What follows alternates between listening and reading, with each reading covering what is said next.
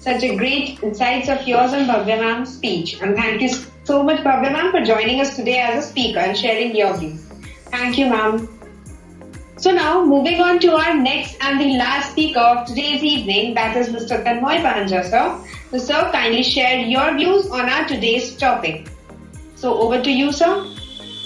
Thank you very much for giving the opportunity and good evening to all. And there are some steps which should be adopted by our education system to add flavor to the syllabus and make the studies more interesting. The first one is to inculcate leadership behavior in students. To bring leadership qualities in students, not only in the junior students, but in the most of the students, to give fair chance to come on the stage and deliver a speech in which topic they are comfortable. That can be related to their studies, that can be related to any social issues or national issues. But I think, according to me, this should be compulsory for the all students. These activities will increase the interaction between the students and the teachers. Students will not feel shy to clear their doubts from the teachers. I remember when I was in class 11, I was given the role play of a teacher in front of lower class students and to teach them about the solar system. And that day was the most fun learning day for me in the whole year. The second point is extracurricular activities.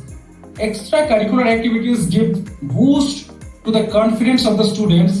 It gives chance to the students to go beyond their capabilities and in their traditional studies and explore themselves, explore their capabilities. They get to know what they are good at and what they are not good at. In my childhood, I used to perform the role play of various goddess during the one festival called Jhulan Purnima in the rainy season. Every year I got to know that I am good at role play on the stage. Likewise, managing social functions like Saraswati Puja or any other activities by the students will definitely bring in them the leadership qualities and the social responsibilities. The third point is storytelling method and interactive learning. We all know that listening to story is interesting for us. Many leaders use this skill to make the conversation more effective. The capability can be developed among teachers and students. Some of the teachers are using this technique to make their skill and make their this storytelling making storytelling skill to make the education more interesting. Besides, we all know that it is easy to remember a story than a boring class lecture. Children also like this. Besides storytelling, interactive learning is one of the best way to make students understand about a topic. I remember in our secondary education, we had a diagram of heart that was a 2D sketch, and it was difficult to understand out of 4 valves of heart which valve takes blood and which valve gives blood to the body. Function of digestive system was also such a mess for me. During my engineering diploma, I learned about integration, differentiation and calculus, some of the hard topic, and I could not understand their practical implication on my life. Even after so many years of job as a civil engineer, I never used that 90% things which was just taught to me during my engineering. On the contrary, I must appreciate one interactive platform that is called Byju's. What they are just teaching the students in the video model, 3D interactive model. They are using photos, visuals and all these things they are using. You can see in their model how breathing is happening in our body, how blood is flowing from heart to other veins to the arteries, and all these things are definitely will improve interactive feature of the education and will create interest among students. The fourth point is practical use of learning. I remember for many years we were taught that hydrogen and oxygen combines to form water molecule. But it is still a theory for me, and it may be for many students how it happens. We have never got a chance to experiment that in the laboratory as a student. I think many students have not got that chance. We have never got a chance to experiment the galvanization process, how cathode, anode, and all these things works in the laboratory in a practical manner. The fifth point I want to bring that the compulsory sports and games for all the students. I think some of the speakers have already brought this point. When our body is fit and active, our mind is also powerful. It is really boring to sit for 7 periods in a classroom. Instead, there can be 30 minutes period of either games, sports, yoga, meditation, pranayam, breathing exercise, anything can be there. And this will boost the performance of the students manifold. And this will also strengthen the immunity system of the students besides their education. My sixth point to incorporate in the education system is to bring a sense of patriotism and adding value to the society. We all know that our lives depends on continuous help and efforts of many people around us. The nature has created a favorable place to live on this earth.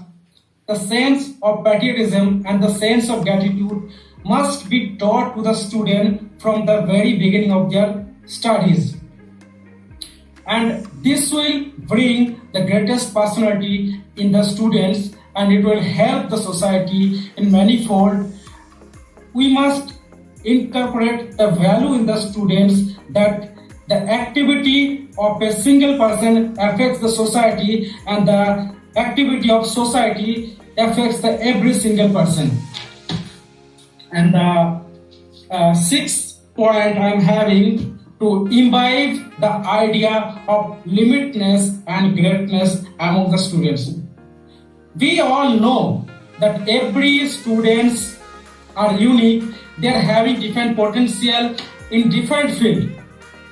So it is required to understand their potential and encourage them to bring their greatness out so that they become limitless. The idea of nurturing is called nurturing the brilliant students, and is not going to solve the problem. We must just give value to all students. The idea of hard work and effort by the students must be appreciated, rather than giving value to the result and marks they obtain. Thus, in this way, we can add flavor to the education system and make it to bring out the greatness from all students, and which will save our society in manifold. Thank you very much. A big round of applause for Tanmoy Panja, sir. Thank you so much, sir, for sharing such a great insights of yours on our today's topic. So, moving on to Rania ma'am, what do you want to say on Tanmoy sir's speech? Over to you, ma'am. Many congratulations to Dr. Tanmoy. He talked about extracurricular activities. Here in Greece, we have some teachers who beyond the normal school academic schedule. They are doing for free courses of robotics for children and STEM courses, many extracurricular activities without getting paid.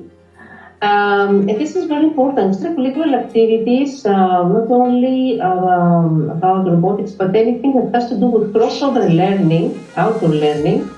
That could be, for instance, environmental activities, because this way children learn how to adopt healthy lifestyles, how to respect nature. Extracurricular activities and crossover learning is very, very important in the new curriculum. And Dr. Tamoy talked also about the importance of storytelling. Storytelling is crucial because students love to hear stories, and therefore storytelling is one of the best ways to get their attention.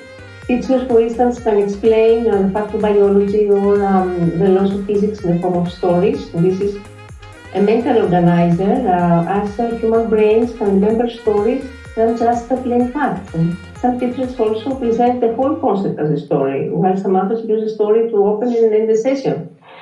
And he talked also about role play. Role play is something that I use very much with my students' primary education. And this program on CERN, we presented kinesthetically the model of the atom with the students at the age of 7 years old. So they already knew about the structure of the atom.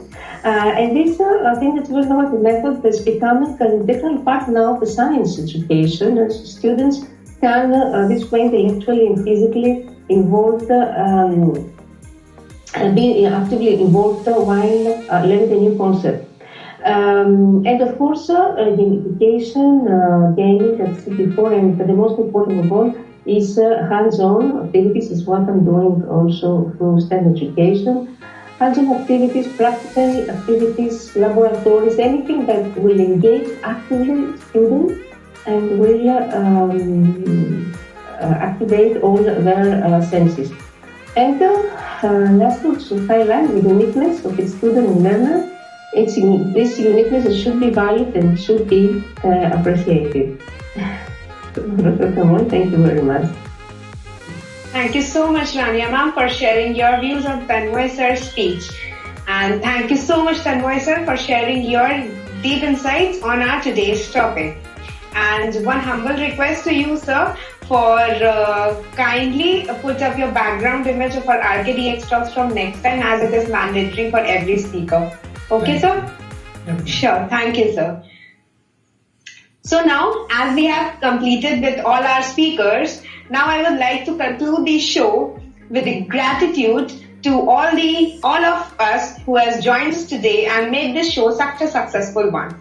So a deep thanks to Dr. Das for giving us such a wonderful platform and a great topic. And a big gratitude to you, Miss Rania Rampau ma'am, for sharing your views on each one of our panelists' talk, being our today's chief observer. And a deep thanksgiving to each one of our speaker panelists who joined us today and shared their great and the deep insights on our today's topic. Thank you so much, everyone, and good night, everyone.